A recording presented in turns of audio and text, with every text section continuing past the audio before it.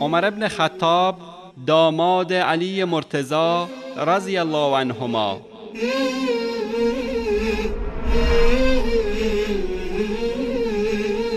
بینندگان محترم، رابطه خویشاوندی و قرابت از جایگاه والایی در بین مسلمانان برخوردار است و هیچ مسلمانی دوست ندارد که دختر جگرگوشه و پاره قلب خود را به خانه مردی فاسق و جنایتکار بفرستد.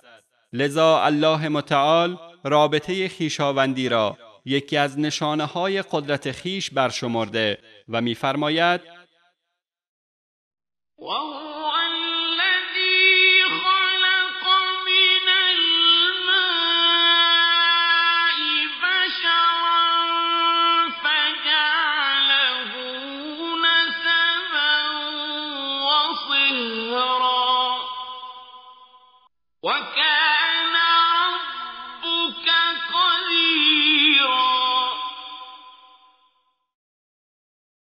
و او ذاتی است که از آب انسانی را آفرید، آنگاه آن را برای پیوند نسبی و سببی قرار داد و پروردگارت تواناست.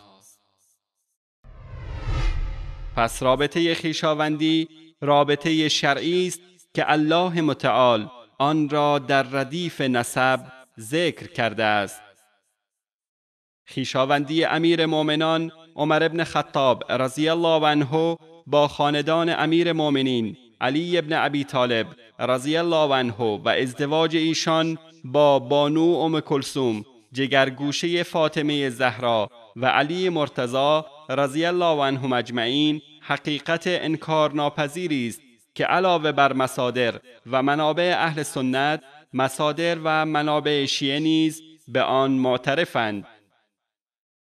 اما از آنجا که دشمنان صحابه و مدعیان دروغین محبت اهل بیت چشم دیدن این ازدواج و دوستی بین اهل بیت و صحابه را ندارند، برای این حقیقت دلایل و توجیهاتی واهی و بی اساسی تراشیدند. گاهی این ازدواج را از روی اجبار و ناچاری دانستند و بار دیگر آن را نوعی تقیه خواندند. چنانکه سید مرتضی علم الهدی متوفای سال 406 هجری در کتاب الشافی صفحه 116 میگوید: ازدواج عمر بن خطاب با ام کلثوم بنت علی از روی اختیار نبود و اختلافی که در این موضوع وجود دارد مشهور است. همچنان ابن ابوالحدید در شرح نهج البلاغه جلد 4 صفحه 576، العاملی که مشهور به شهید ثانی است در مسالم الافهام شرح شرایع الاسلام جلد 1 صفحه 375، شوشتری که مشهور به شهید ثالث است در مجالس المؤمنین صفحه 76 و علما و بزرگان دیگری از مذهب شیعه این موضوع را مطرح کرده و بیان نمودند.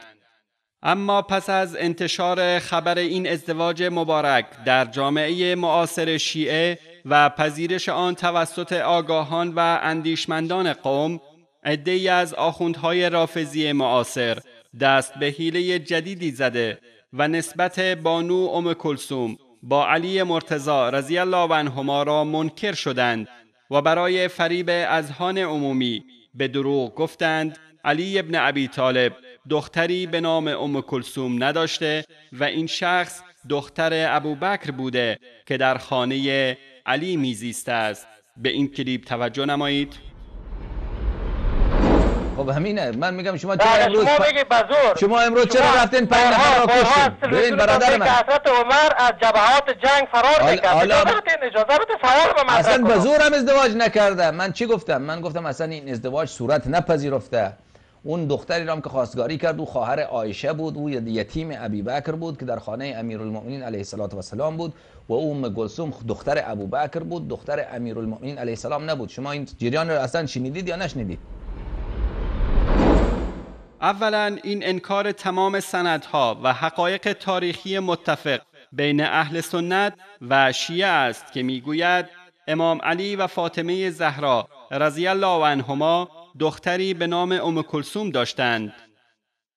چنانکه علی النمازی در مستدرک سفینه بهار جلد 1 صفحه 114 و مجلسی در بهار الانوار جلد 42 صفحه 216 از ام کلثوم بنت علی رضی الله عنهما نام برده و از ایشان روایت می کنند.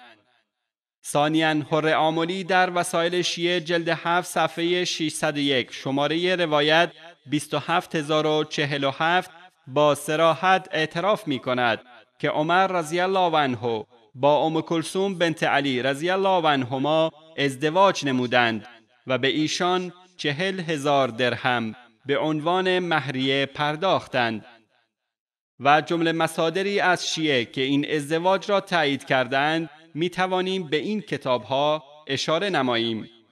الکلینی در فروع کافی جلد 6 صفحه 115، الطوسی در تهذیب الاحکام باب عدد النساء جلد 8 صفحه 148 و جلد 2 صفحه 380 و در کتاب دیگرش الاستبصار جلد 3 صفحه 356، مازندرانی در مناقب آل ابی طالب جلد 3 صفحه 162، آملی در مسالک الافهام جلد 1 کتاب النکاح، مرتضی علم الهدی در الشافی صفحه 116، اردبیلی در حدیقة الشیعة صفحه 277، شوشتری در مجالس المؤمنین صفحه 76 و 82.